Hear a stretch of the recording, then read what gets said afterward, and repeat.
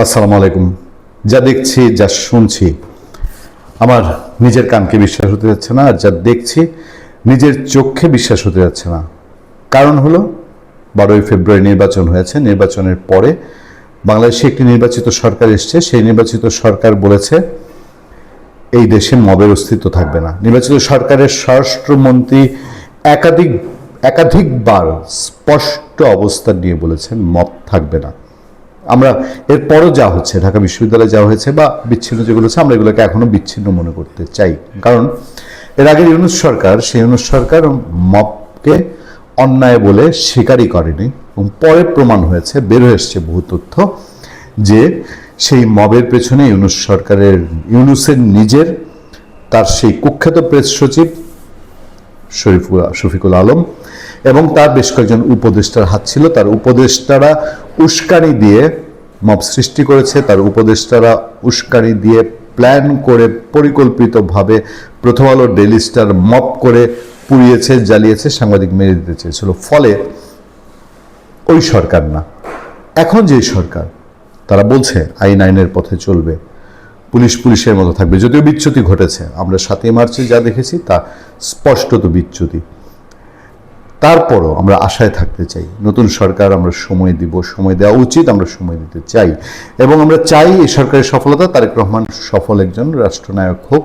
এটা যে কোনো সুস্থ একটা দেশের নাগরিকের প্রত্যাশা হবে যে অনেক চড়াই উতরাই পার হয়ে একটা সরকার এসছে। এবার সেই সরকারের সময় যদি এই ধরনের কথা শোনা যায় এবং সেই লোক যদি আইনের শাসনের হাতে না আসে, তাহলে আপনি কিভাবে নিজেকে বিশ্বাস করবেন আর আশায় থাকবেন? আমি শুরুতেই খুবই বিনয়ের সাথে বলতে চাই, আমাদের ব্যক্তিগত জীবনে, আমাদের যে কোনো সিচুয়েশনে এবং আমাদের ব্লগে, আমাদের সোশ্যাল মিডিয়া অ্যাক্টিভিটিসে আমরা শারীরিক প্রতিবন্ধী যে কোনো মানুষের প্রতি আলাদা সংবেদনশীল, এবং তারা আঘাতপ্রাপ্ত হন চাই না, এবং তাদের প্রতি আমাদের একটা সফট কর্নার কাজ করে। কিন্তু যেই ছেলেটিকে আমি দেখছি, যার ছবি জুলাইয়ে তার চোখ গিয়েছে বলেই আমরা জানি, কিন্তু তার মুখ দিয়ে যে কথা, সেই কথা কি? জুলাইয়ে আমি পুলিশ পিটাইছি, 32 নং ভেঙেছি, নুরুল হুদাকে জুতো মারছি, আমি জসিম স্বৈরাচারের কোলাঙ্গার পাইলে জুতা মারব, সাহস থাকলে আমাকে মব বলে গ্রেফতার করো সুশীলের বাচ্চারা। খান জসিম, ডাকসু নেতা। এটা ভয়েস বাংলা ফটোকার্ডটা করেছে, সূত্র উল্লেখ করেছে বাংলা কারেন্ট।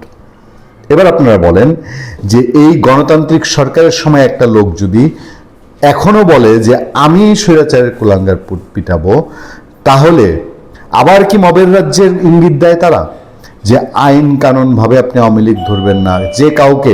এরা তো মবের রাজ্য বলতে কাকে পিটিয়েছে? বাংলাদেশে বহু সাধারণ মানুষকে, বহু একেবারে নিরপরাধ মানুষকে এরা পিটিয়েছে, মব করেছে।